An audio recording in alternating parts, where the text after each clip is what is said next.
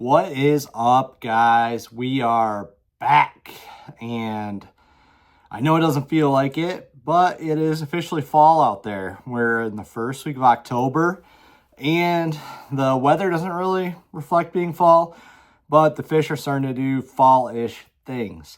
And the hours of daylight are dropping, and that has a lot to do with it, even though our water temperature hasn't really started dropping that much. So I know it still kind of feels like summer, but a lot of those fish that I've been catching out in the middle of the lake and in their summer stuff have started transitioning, and they're just not there anymore. So what I'm going to do is I'm going to give you my 5 most favorite techniques for fall fishing on Lake St. Clair. And there's a ton of different things you can do out there to catch them in the fall.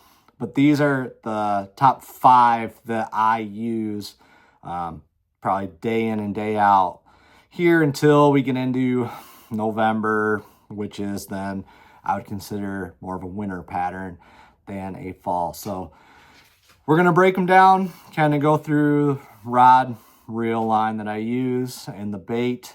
And I'm going to go in order of kind of more power, aggressive techniques into the finesse stuff at the end. And these are the top 5. These are what I'm going to have tied on for clients every day from here until the end. So stay tuned and let's go. So one of the techniques that I use a lot in the fall that kind of gets kicked to the curb nowadays because of forward-facing sonar is going to be a crankbait. And it's good old-fashioned technique. You need some wind to throw it. You need to have some surface disturbance. And I am going to be throwing this bait when these fish are on alewives or gizzard shad or perch on the bait fish. So there's typically you got your 2 realms of bait this time of year. You're going to have your pelagic fish like the alewife eaters, the gizzard shad and emerald shiner eaters, and your perch eaters. And then you've got all of them in one category, and then the other category that I'm going to use is crawfish and goby eaters. And there's not that many gobies left in the lake. There's still some, especially around those rocky areas of the lake. But let's face it, there's not that many rocky areas, and there's not that many gobies in Lake St. Clair anymore. And the ones that we do have are pretty small. I have seen a lot more this year than I have in the last 3 or 4 years. But, I mean, they're tiny. They're not even as big as your pinky. So, hopefully that's a good sign to come that we're going to be getting some more gobies.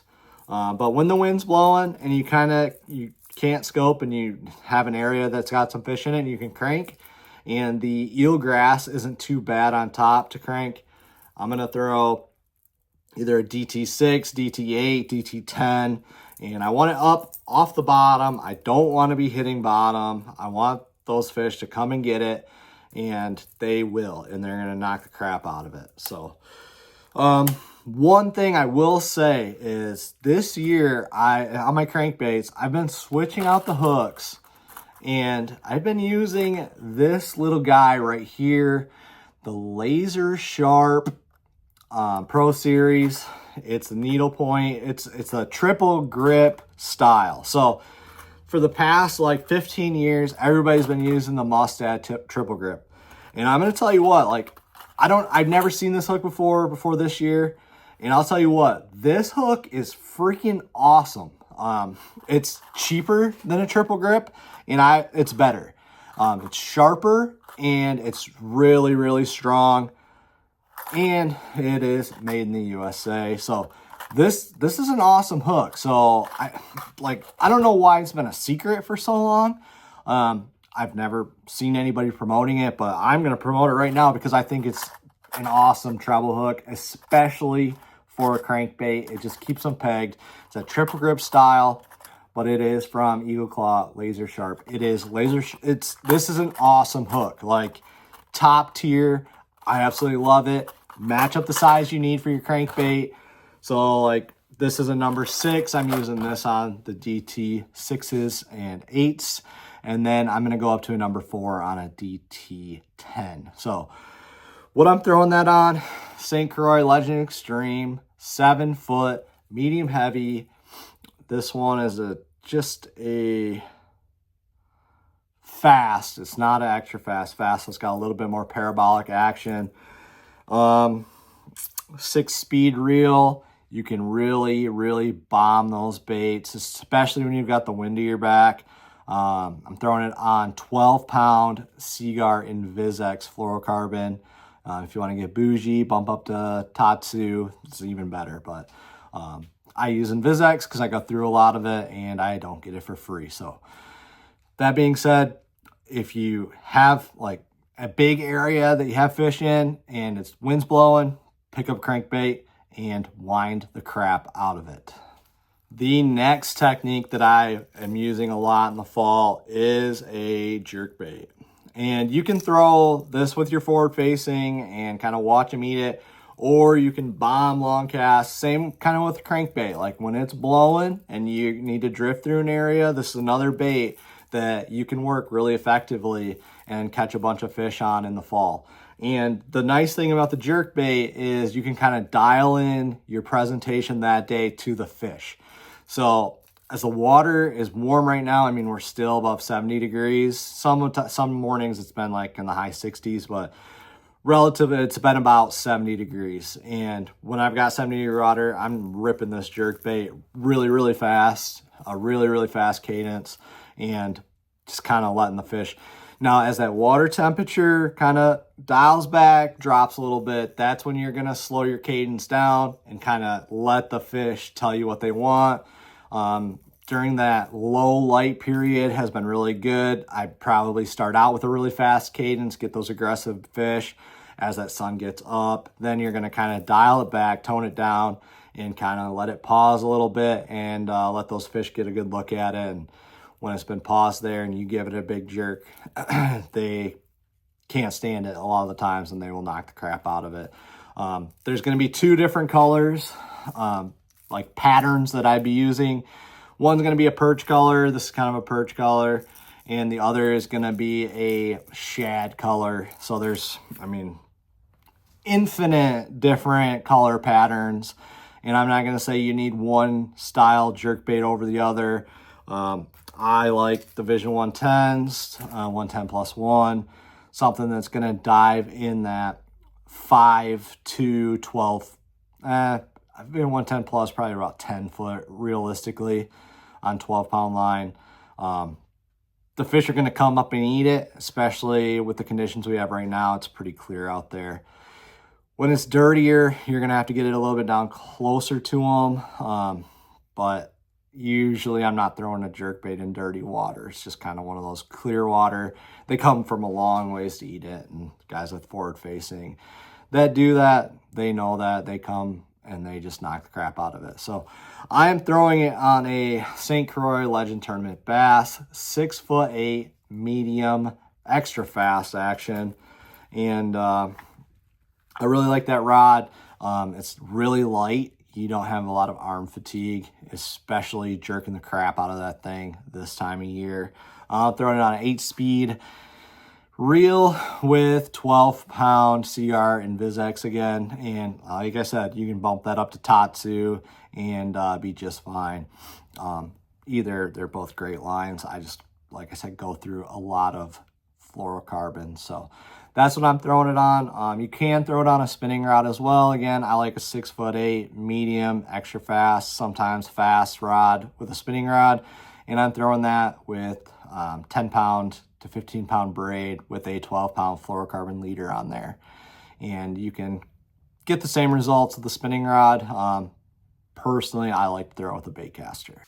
All right, starting to get into the more finesse-y kind of stuff. Right now, the fish are eating a lot of gizzard shad. They're about 2.5 inches long.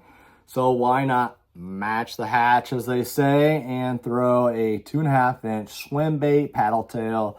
And I'm throwing it with a Northland Smeltinator head. And it depends on how deep I'm fishing, and it depends on how rough it is out there. If it's a little bit rougher and I wanted to get it down a little bit further, I'll go up to a 3/8 ounce head. If it's pretty calm and the fish are kind of all over the water column, I'll use a 1/4 ounce. Just kind of let the fish tell you what you need and match up your jig head to the size of the bait. This is a 2.5 inch swim bait, so I've got a 2/0 Smeltinator on there. If you go up to a 3 inch, I'd go up to a 3/0 and so forth. That's a really cool thing about the Smeltinator is you can dial in your size to whatever you need. I am throwing this on a St. Croix Physics 7'1" medium fast action spinning rod. So I really like to throw these micro swim baits on the spinning rod. You can make a really, really long cast. I fish braid to fluorocarbon, so I have a lot of feel on that end of that long cast, and I've got enough power with that braid to really drive home the hook, especially if they eat it right when it's falling down. And they will do that a lot of times this year. Like, as soon as that bait hits the water, they'll like shoot up sometimes and grab that bait, especially if there's a ball of bait in the area. You need to be ready at all times. So that's kind of more of a finessey thing. I've been catching them on a swim bait when it's calm, and I've been catching them on a swim bait when it's pretty rough out there. So again, Smeltinator. You guys have heard me for the last few years talk about the Smeltinator. It's just an awesome jig head, super sharp hook, and it gets the job done. So yeah, that's all I got to say about that swim bait. Keep one of those tied on at all times. Another staple for me in the fall, another kind of overlooked bait that's not getting fished as much these days, is a tube. And it's kind of a finessey technique. You can throw it and cover a lot of water with it too at times. It just kind of depends on how you want to fish it. I like to fish it really slow and dragging it on the bottom. I don't like to hop it that much because gobies don't really hop. So they stay glued to the bottom. And that's what I think the tube imitates the most out here. The crawfish hop a little bit, but really they're eating a lot more gobies than crawfish, I think, this in the fall. I mean, they are going to eat some crawfish, don't get me wrong. And there's a lot of crawfish out there in the lake. But in those rocks, the gobies, I think they think the tube is more of a goby than a crawfish. But it does go both ways. So with that being said, I'm throwing that thing on a bait caster. I got my hands on a new St. Croix Legend X2. This one's a 7'4" heavy fast action. I'm not asking these smallmouth to get in the boat when I hook them on a tube. I'm telling them, you're mine. And I'm throwing it on 17-pound Seaguar Tatsu. I like the Tatsu. I think it's a little bit more abrasion resistant than the Invisex when it comes to dragging stuff on the bottom. So that's the only time I'm going to be throwing Tatsu for mainline. 8.5 speed gear ratio on that thing. When I hook them, I'm laying the wood to them and getting them in the boat. And this one's a 4-inch tube. Most days I'm going to start out with a 4-inch tube. If it slicks off out there and the bite kind of dies a little bit, I'll drop down to a 2-inch tube, or a 2.5-inch tube, I'm sorry. And kind of just work it really, really methodically around those rocks and other hard objects out there. If you got some wood, wood is a really good spot in the fall too. But you want to throw it around. I throw it around structure. Again, there's not a ton of structure in this lake. So if I'm covering water, this is not really one of those techniques that I'm going to be using. This is kind of one of those things where I know I've got some structure out there and I am going to wind up, make a long cast, and lay the hammer down on the fish. So a tube, I've caught more 6-pound smallmouth on Lake St. Clair on a tube than any other, probably all other baits combined. So great big fish technique, kind of gets overshadowed, and you just want to have a heavy enough jig head where you can feel it. So some guys that's an 1/8 ounce, some guys that's 1/4 ounce, some guys that's 3/8. Just, it's all up to you. Depends on how much current you're fishing around. And yeah, tube, great big fish technique, and one of my favorites. I love just absolutely slack lining them. That's why I'm throwing a 7'4" heavy. I used to throw a medium heavy, and you know, I broke too many rods. And it's not the rod. That's totally on me. So finally got a rod. And I'll tell you what, dude. That X2, it's so sensitive. Yeah, like that's one of my biggest concerns was if I went from a medium heavy to a heavy, am I still going to feel the bite? Yeah, you're going to feel it. Get yourself a St. Croix Legend X2. Those things are sick. Wrapping it up with the most finesse technique that I always use this time of year on Lake St. Clair. And let's be real, if you're fishing around smallmouth, you're probably going to have this tied on no matter what. And that's going to be a drop shot. 7'3", medium light, extra fast, Legend tournament bass. This is my drop shot rod. I like the extra length because you can make a long cast with it. You can still drive the hook home, and you got a lot of backbone in here. And I really like, some guys say that they like more of a moderate action for a drop shot rod because the fish don't come off. That might be true, but you're also not going to stick them very good with a moderate. So that's why I like the extra fast. You got a lot more backbone, and you can really stick that hook in the top dead center where you want them. Throwing this with the new Pro V Eagle Claw Trocar drop shot hook. And I'm going to match up that hook to the size of bait that I'm using. So here I've got just a little tiny 3.4 inch minnow.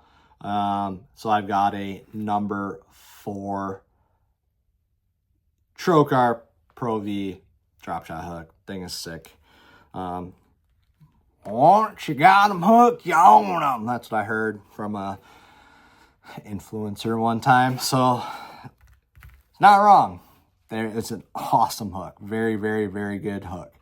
I know kind of some guys are going to be like, oh, it's just a drop shot. Well, some guys kind of overlook it this time of year. Think you need a little bit more power, but especially on the calm days, do not be afraid to grab that drop shot and wing it around the rock piles, ring it around current breaks, eddies, wherever you're fishing this time of year. Some guys like to fish the river this time of year. I'm not a river rat. I stick to the lake. That's just where I'm comfortable. And I'm going to have a drop shot tied on tomorrow, and I'm going to catch some fish on a drop shot. The baits I'm using, anything that looks like a minnow. So shad-shaped worm is a really, really good bait this time of year. I've caught a super ton amount of smallmouth on a shad-shaped worm. One of those staples that just kind of lives on forever. So drop shot, do not overlook it. Keep it, especially if the bite gets tough. Don't be afraid. And especially if you're seeing them on forward facing and not getting bit on your power techniques. Hang it up, grab a sissy stick, and catch some fish. That's what we're here to do. We want to catch more fish. All right, guys. I really appreciate if you made it this far. Just a couple housekeeping things to go over. If you're in the market for a new boat, my boat is for sale right now. It's a Nitro ZV21 DV all species boat. It's got a 250 Mercury Verado on it. It's a 2022. I've been guiding out of it since August of 2022. I took delivery in July, and it's been an awesome boat. It's just time to move on from that. I'm ready to get into a new boat.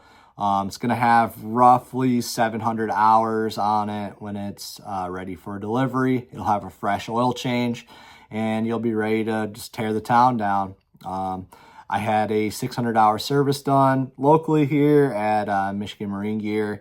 If you're looking for a new rig, dude, it's priced to move, so you're not going to find a cheaper one out there on the market. I have to have a dependable boat in the business that I'm in. So I'm a full-time guide.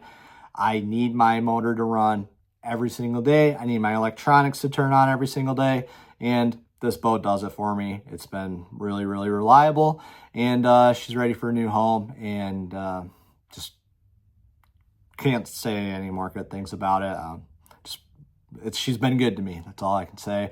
There's been some pretty dang big fish brought aboard too, so I don't know if she's got that big fish mojo, but nevertheless, if you're looking for that, get a hold of me, and I will give you all the details that I've got on it. Only have a few more guide trips available in October. If you're looking to get out, I mean, I've got less than 7 days available, I think, right now. So if you want to get out with me in October, you need to get a hold of me ASAP.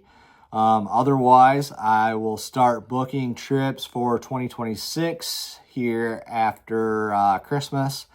Just got some financial stuff to go over and trying to get a new boat, so we got to see what's going on there. But I will be happy to get you on the schedule. I wait till after Christmas. That way, all the guys that have fished with me over the years, they can lock in their dates, get everything good, and then I'll accept new clients after that. So that being said, if you fished with me before, you want to get on the schedule for the next year, get at me as soon as possible, get the day you want, and we will go rip some lips. Thank you guys, and I know you get sick and tired of hearing this, but I would really appreciate it if you hit that subscribe button. It helps me out a lot. My goal kind of with this whole deal is to get to 1,000 subscribers. We're sitting at the time of this video, like 986. If I could reach my goal before November, that would be really, really sick, and I would really, really appreciate it from all of you guys. Thank you for watching. If you have any questions, shoot them down in the comments. Shoot me a DM on Instagram or Facebook.